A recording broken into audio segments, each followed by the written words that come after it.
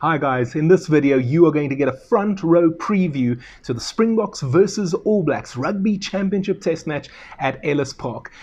Springboks versus All Blacks, it's my favorite match in all of sport. Springboks versus All Blacks at Ellis Park, that's my favorite rugby fixture.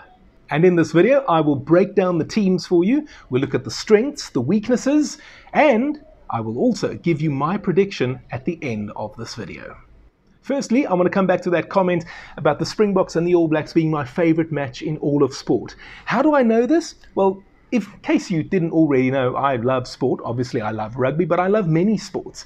And I think that there are very few sports matches that I can honestly say, when I'm sitting on my couch watching, that I can feel the intensity of the fixture. And that is what happens with the Springboks and the All Blacks. It feels like it's 80 minutes of intense pressure, stress, anxiety, all of that stuff. I don't think you get that, or certainly I don't get that from any other sports match. And that's what makes this fixture so special.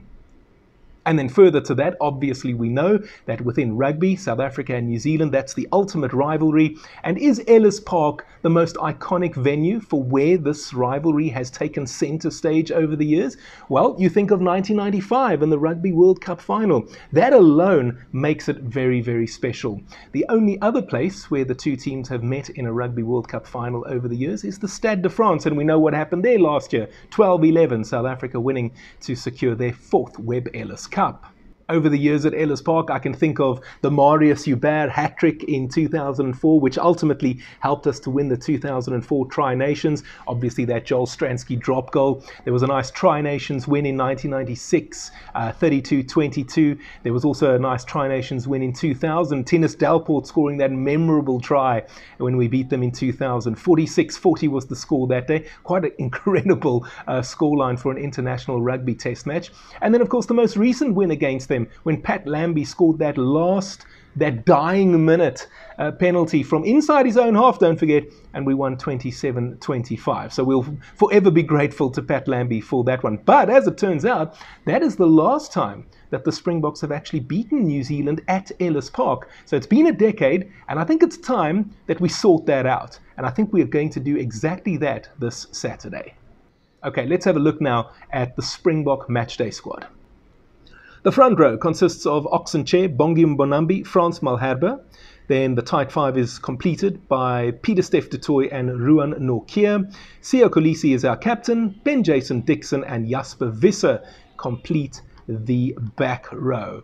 I like this. I'm very comfortable with it. The front row is great. I'm very excited about it. Yes, we've got a little bit of a crisis at lock, but I think that crisis became problem, or even challenge, if you like, after the news that Eben Etzebeth replaced Marco van Staden in the matchday 23. It means that we have a specialist lock on the bench. He will come onto the field, no doubt, at a later stage in the second half. Ruan Nortje has been a solid performer for the Springboks so far this year. I've been very impressed by him, actually, and I don't have any concerns. Pieter-Steph du Toit, I mean, we know that he was a lock to start out with, and he was a fantastic lock, make no mistake. And then he just decided, well, I'll just become the best blindside flank in the world. Pieter-Steph du Toit is a machine. And the beauty of that versatility is that he can do the things for you that he's been doing as a blindside flank, as a lock to boot. I'm talking not only about what he can do for you in the lineouts, but I'm talking about the defensive skills that he has, the harassing of opponent scrum halves, the physicality that he brings, the never say die attitude. All of those attributes are easily transferable from the number 7 jersey to the number 5 jersey. So I've got no concerns at all there. And then who's taking the 7 jersey? It's Ben Jason Dixon, a man who has been very, very impressive thus far in the Springbok jersey this season. And I feel like he's taken to test match rugby like a duck to water, and that's very exciting. Captain Fantastic, Kolisi, is still there in the number 6 jersey. And then Jasper Visser, he's back after his suspension, and I'm looking forward to seeing what he can do. We've tried a couple of other men at 8. Elrich Lowe, probably most notably. I actually think Elrich is a little bit unlucky to have been dropped to the bench. But having said that, Jasper Visser, I feel like he's the kind of player who, when he first made his debut, there were a lot of questions. And a lot of those questions continued for 2 years, even 3 years after making his Springbok debut. But I feel like Jasper just keeps getting better and better and better, and he makes more of an impact every single test match. And those runs he makes, his carries, I think are quite exceptional. So I'm really looking forward to seeing what Jasper has to offer in this test match. Let's have a look now at our backline. Kobus Reinach, Sasha Feinberg and Gomezulu, that's your 9 and 10. We've got Damien Dialende and Jesse Creel as the centre pairing. Kurtley Arendse and Cheslin Colby on the wings. And Apeleli Fassi is our man at fullback. Now, there was a lot of talk going into this test match about whether or not Handré Pollard might be brought back to play at 10. There was a school of thought that said that for the All Blacks, we need more experience. We need to play it a little bit safer. We need to be a little bit more solid, maybe. And that was the motivation behind bringing back Handré Pollard. However, having said that, and Rassie himself said this, it would be stupid not to play Sasha at this stage. We blooded him against Wales, then against Ireland. He got an opportunity to start against Australia. He had a better test match in Brisbane than he did in Perth, admittedly. But then let's be honest, the conditions in Perth were not the best, not the easiest. Nevertheless, I thought Sasha did very, very well. He's been superb thus far, actually. He looks like the kind of guy who is going to become an all-time Springbok legend. Now, I know he's only played, 6 test matches now, I think. So let's not get too far ahead of ourselves. But my goodness, has there been such an exciting start to a Springbok test player's career? Not that I can think of, certainly not from a backline perspective. I mean, you think of maybe guys like Stefan de Blanche, Brayton Paulse, men who scored lots of tries on their debut for the Springboks. Tonderai Chavanga, you could argue, what was it, 6 tries on debut? So those men come to mind, I would say. But I just think we've got something special here. And maybe part of the hype is because, if we're honest, we haven't really produced many flair fly halves over the years. When you think of South African rugby and you think of the number 10 jersey, Naas Botha obviously comes to mind. People will talk about Joel Stransky. Henry Honeyball, my favorite Springbok fly half. We had guys like, we tried guys like Jaco van der Westhuizen and Butch James. Andre Pretorius featured at one stage. And all of these guys were competent and they all played their role. Think of Mornay Steyn and Pat Lambie. Pat Lambie was probably the one guy, had it not been for the injuries, who maybe might have done a little bit more for us. But it is what it is. And now here we are. We've got Handré Pollard, who, quite frankly, I think is fantastic. And his ability under pressure is just marvelous. And we had him, and then you've got Manie Lebok, who is certainly the fly half with flair, no doubt about that. I mean, the man's creativity is superb, but obviously there are question marks over Manie's goal kicking. And then you look at Handré Pollard, a man whose consistency as a goal kicker, especially in those pressure matches, is unsurpassed. However, having said that, you would certainly say that he doesn't have the flair that Manie has. And maybe Sasha is the guy who has all the flair and all the creativity, as well as that high percentage goal kicking ability, success rate that we're looking for. So I don't want to talk out of turn here, but I am very excited about Sasha. Now, there have been comparisons to Ghafi du Toit in 1999 and him playing alongside David von Hesselen in Dunedin in 1999 in that Tri-Nations test match where we got smashed 28-0. Okay, let's put that to bed right here, right now. Ghafi du Toit, I still believe if he had been treated correctly, if he had been worked with in the correct manner, if they had persisted with him and they hadn't thrown him to the wolves the way that they did, and that's not just the coach, that's everybody, I believe Ghafi du Toit would have been our starting fly half at the 2003 Rugby World Cup, and he would have been our starting fly half when we won the World Cup in 2007 as well. I genuinely believe that. We know he was messed around, so let's not go too much into depth on that one. This is different. You don't have David von Hesselen at scrum half, who was also thrown to the wolves, I might add. Von Hesselen was playing, I think, his 3rd or 4th test match. Ghafi was also in something like his 3rd or 4th test match in Dunedin. Here we got Sasha. Similar story, 6 or so test matches, but you've got a very experienced Kobus Reinach at scrum half. So he's going to look after Sasha.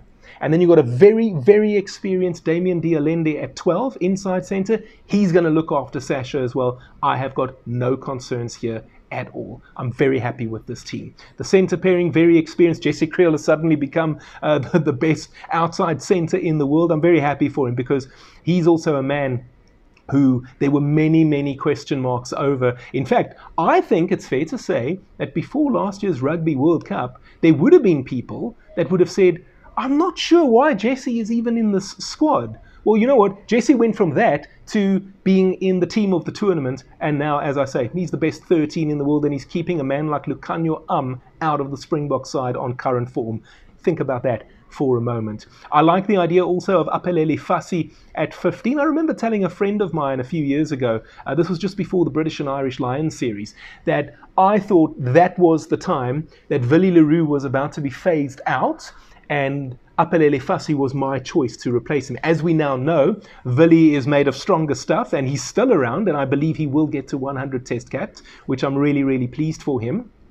But Damian Willemse has become the man in the 15 jersey, and obviously he's not currently part of the setup, but we know that he's still the first choice 15, and it looks like Fassi, here's his opportunity to show that he should be the next man in line. So I'm really excited to see what he can bring to this test match, and I'm confident that he is not going to let us down. Okay, let's have a look now at that bomb squad.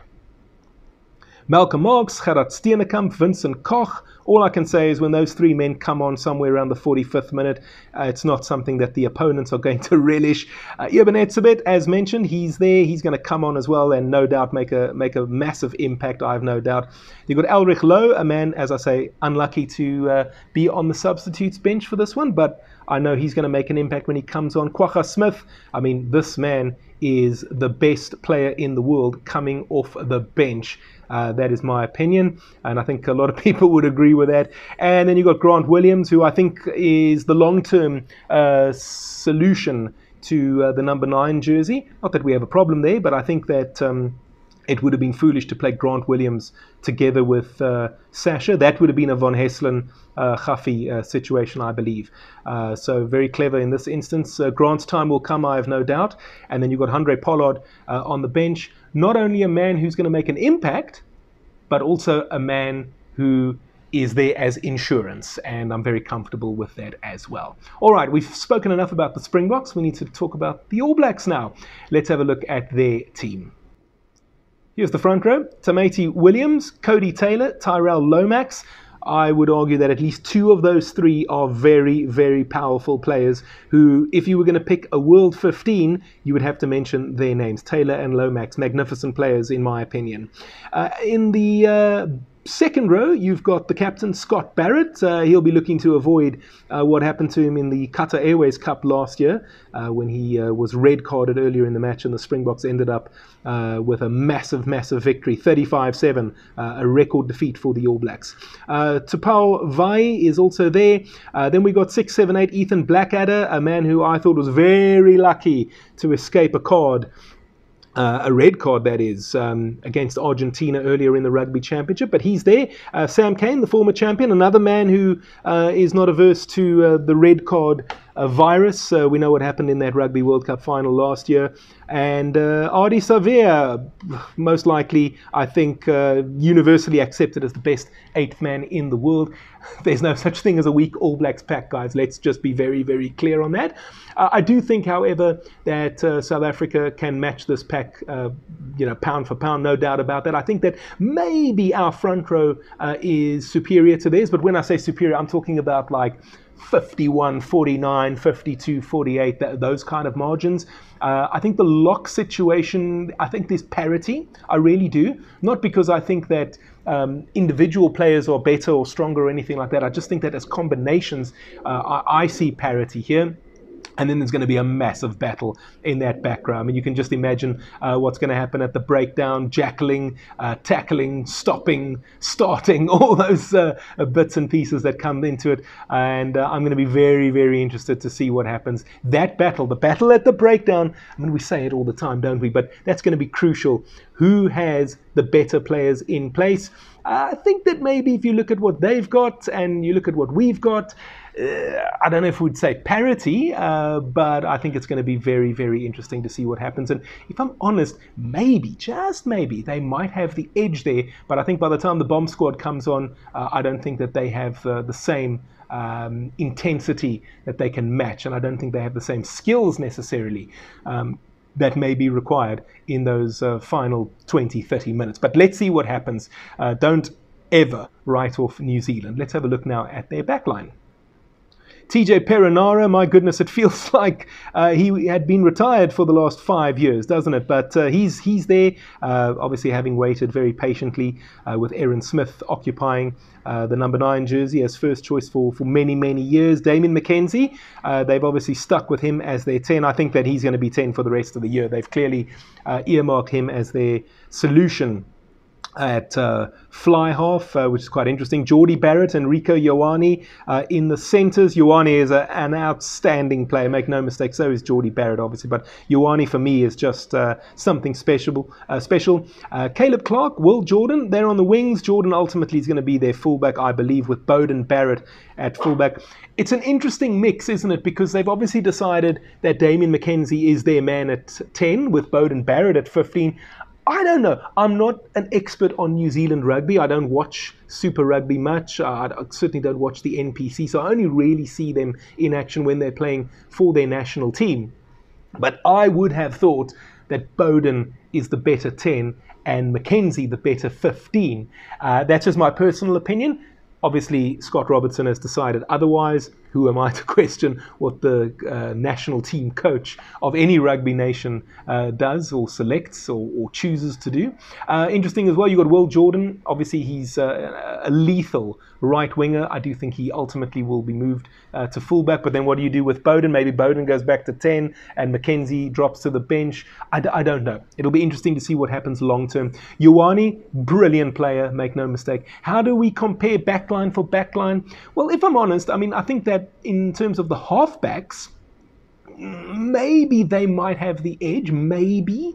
If you look at the wings, I think I'd give us the edge on the wings, only just. Centre pairing, I think you've got parity. And then fullback, you'd have to say at this stage, you'd have to pick Bowden ahead of Apelele, but that's only because of experience, and we haven't really, Apelele Fassi, we haven't had him for 60, 70 test matches to show what he can do. So it's a little bit of an unfair comparison. However, their backline, which traditionally has always been their strength, can only function if their forwards are dominating up front, and I don't see that happening. Now, before I continue, let's have a look at their replacements bench. Asafo Almoa, Ofa Tuangafasi, Fletcher Newell, Sam Darry, Sami Penny-Finau, Cortez Ratima, Anton Leonard-Brown, and Mark Talia. Now, I don't think for a second that their replacements bench is not strong, certainly not, but I don't think it has quite the same aura as the Bok bomb squad. And so if we have an evenly matched contest up until minute 50, 55, 60, the bomb squad is going to ultimately make the difference, although I think we'll be ahead of them by that stage in any case. That's what I personally believe is going to happen. But if you have a look at that replacements bench of theirs, Tuanga Fassi, I think, is the standout among the forwards. I think he is a machine of a player. And then obviously in terms of their backline options, you've got to look at Talia and also Leonard Brown. These are outstanding players, make no mistake. But again, the backline can only make a difference if you are receiving forward-going ball. You want your forwards to be taking the ball forward. The backline then, what's the word I'm looking for? Encroaches forward as well. And that is how you create problems for the opposing backline. I don't think it's going to be that much of a problem. And then also don't forget, we're talking about backlines and forwards as if it's still the 1990s. These days, when you look at the way teams attack and even defend, you have your 3-man pods, 4-man, even 5-man pods in some instances. And so there's a lot of stuff that is interchangeable these days. So it's not quite like for like, if that makes sense. But again, I'm not worried. I'd really genuinely believe South Africa is going to win this test match. So here's some fun stats and facts for you quickly. South Africa and New Zealand have played each other 106 times over the years. This will be the 107th meeting between these two great rivals. The Springboks have won 40. The All Blacks have won 62. I personally would like us to start rectifying that, but that's just me. I'm sure that Bok fans agree with me. There have also been 4 draws over the years.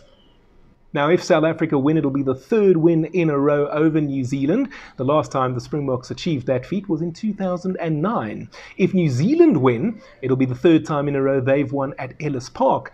We remember Pat Lambie beating them with that last-minute penalty in 2014. Well, they beat us in 2015, and then again in 2022, a match which we should never have lost, in my opinion.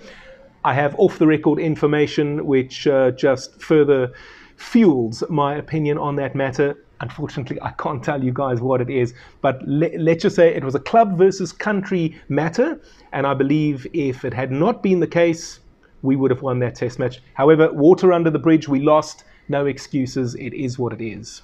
How about the average score between the two teams at Ellis Park? South Africa 23, New Zealand 22. Now, I personally do not think it is going to be that close on Saturday, but we are going to need to be at our best. Make no mistake. Here's what Kobus Reinach had to say. We just need to go out there, do our best, and make sure we don't have any soft moments. We must be switched on all the time and be ready for whatever they throw at us. And I couldn't agree more. Guys, I have been saying this since last year's Rugby World Cup.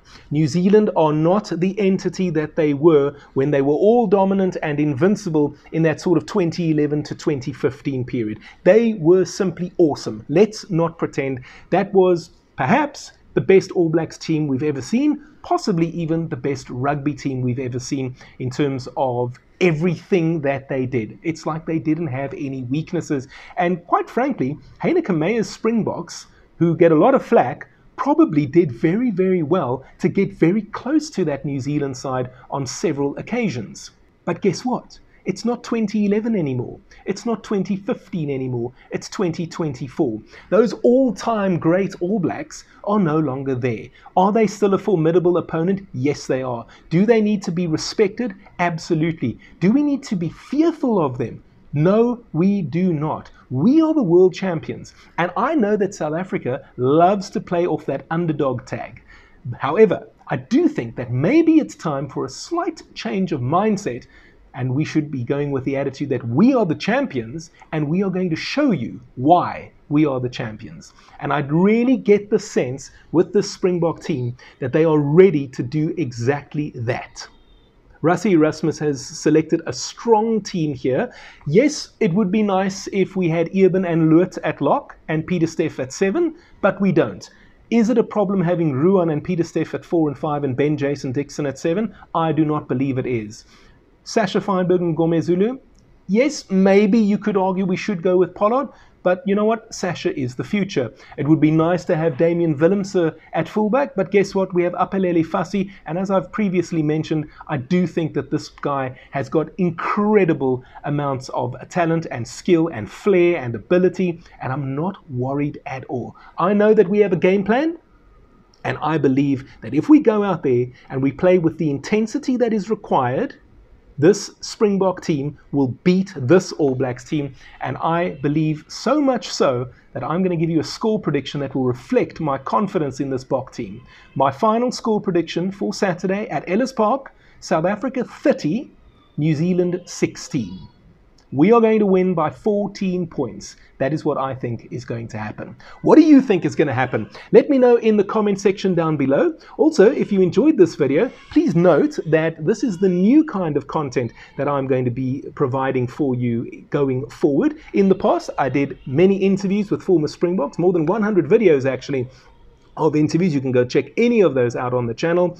I also want to recommend something to you. Marius Hubert scored a hat-trick of tries when we beat the All Blacks to ultimately win the Tri-Nations in 2004. I did a lovely interview with him. I'm going to put that video up on the screen in a second, but I want to just tell you one other thing, guys. If you want to support me, one of the ways that you can do that is you can hit the like button, or you can crock roll the like button if you like. You can also subscribe to the channel. That will help me immensely. And if you would like to help me with a small financial contribution, you can head on over to my Patreon page. The link is in the description below. You can become a patron. It starts from as little as $5 per month. I know that the rand sucks these days, guys, but I would very, very much appreciate it if you would be willing to support me financially. It'll help me make more videos, better videos, and the first thing that I'd like to do with any of the monies that I'm able to collect is to get a better microphone so I can make better videos for you. In the meantime though, here's that Marius Joubert video. Go and check it out if you haven't already, and I've asked YouTube to recommend another video for you, an appropriate video. Let's see if they've actually done it. It's over here, and I will see you in the next video.